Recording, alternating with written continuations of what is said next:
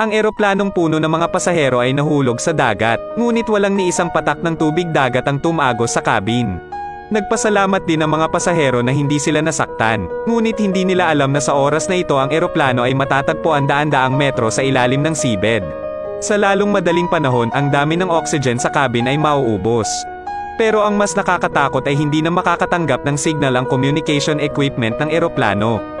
Nangangahulugan ito na hindi sila maaaring magsenyas para sa tulong. Maghihintay na lang akong mamatay sa makitid na espasyong ito. Sa paglipas ng panahon, unti-unting pumasok ang kaguluhan sa isipan ng mga pasahero.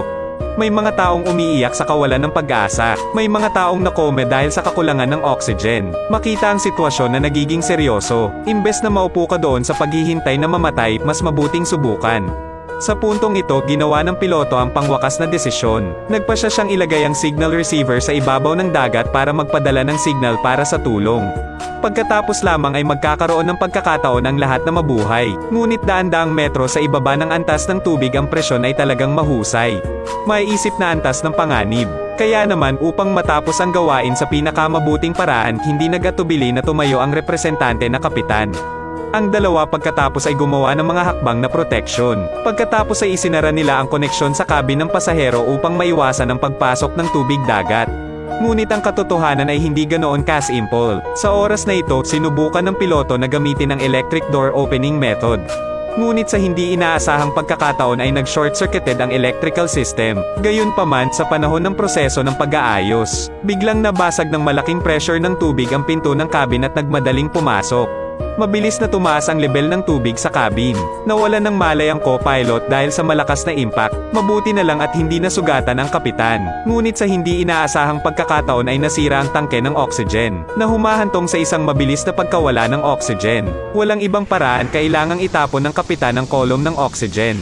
Nahihirapang buksan ang balbula ng hangin sa ilalim ng tubig. Hayaang unti-unting tumaas ang signal receiver kasama ang air valve. Pagkatapos ay sinubukan ng kapitan ang kanyang makakaya na lumangoy pabalik. Sa lakas ng loob at malakas na kalooban, matagumpay na bumangon ang kapitan mula sa lalim na daan-daang metro. Kahit naabot na niya ang kanyang limitasyon, hindi nang ahas ang kapitan na mag-antala. Mabilis na umakyat sa balbula ng hangin, at agad nagpadala ng hudyat ng tulong. Sa oras na ito, natuklasan ito ng Maritime Patrol Aircraft. Agad nilang iniulat ang balitang ito sa kanilang mga nakatataas. Matapos matukoy ang lokasyon, agad na nagayos ng patrol team ang mga superior para iligtas. Hindi nagtagal ay natuklasan nila ang kapitan. Agad na ilunsad ang bangkang demotor sa tubig.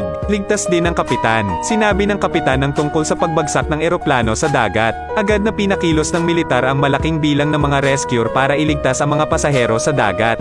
Gayunpaman, nang lumalim ang rescue team, natulala sila. Ang pinto ng cabin ay nasa ilalim ng mahusay na presyon mula sa tubig dagat at hindi mabubuksan mula sa labas. Kahit na matagumpay na nabuksan, ang mga pasahero na walang mga hakbang sa proteksyon ay malulunod. Matapos makita ang rescue team ng pasahero, tuwang-tuwa sila. Akala nila sa wakas ay naligtas na sila. Agad na lumipat ang direksyon patungo sa cabin. Ngunit sa pagharap sa malaking hamon na ito, walang magawa ang rescue team. Walang ibang paraan, pagkatapos ng ilang sandali ng pagmamasid ay maaari lamang silang umalis na walang dala.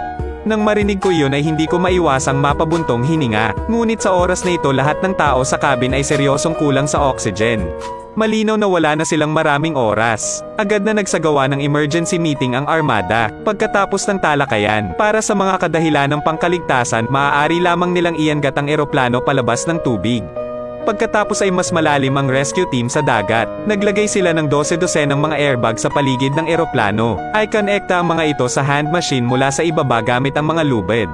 Panghuli ay konekta ang inflatable tube sa airbag. Pagkatapos ng isang serye ng mga operasyon, agad na bumalik sa ibabaw ang rescue team. Ay konekta ang kabilang dulo ng pump hose sa air pump. Sa pag-aproba ng mga nakatataas, 12 ng mga balbula ang binuksan. Ayon sa pagpapatuloy ng air pump, nakikita ko na lang na unti-unting tumataas ang gas, malapit nang mapuno, at unti-unting lumabas kasama ng eroplano. Hindi nagtagal ay lumutang ang eroplano sa ibabaw ng dagat. Agad namang nakontrol ng rescue team ang bangka para magsagawa ng rescue operation.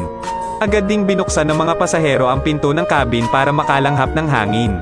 Gayunpaman, sa oras na ang lahat ay nagsasaya, sa hindi inaasahan isang bagong panganib ang tahimik na paparating. Sa puntong ito, ang mga hibla ay nagsisimulang masira dahil sa sobrang timbang.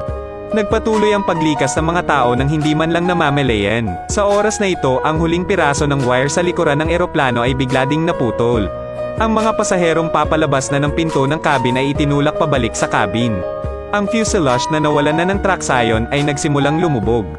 Isang malaking halaga ng tubig dagat ang bumuho sa cabin na parang isang mabangis na hayop. Sa isang kritikal na sandali, tanging ang kapitan lamang ang nang-ahas na sumugod sa loob. Pagkatapos ay inakay niya ang pasahero sa pansamantalang kaligtasan ng sabungan. Saka mabilis na binuksan ang pinto ng cabin, tinulak ang mga pasahero palabas doon. Tapos tumalon din siya pababa. Nang makita iyon, mabilis na nagpadala ng helicopter ang mga nakatataas upang iligtas. Sa huli, ligtas na nakatakas ang lahat ng pasahero. At itong pampasaherong eroplano ay mananatili dito magpakailanman.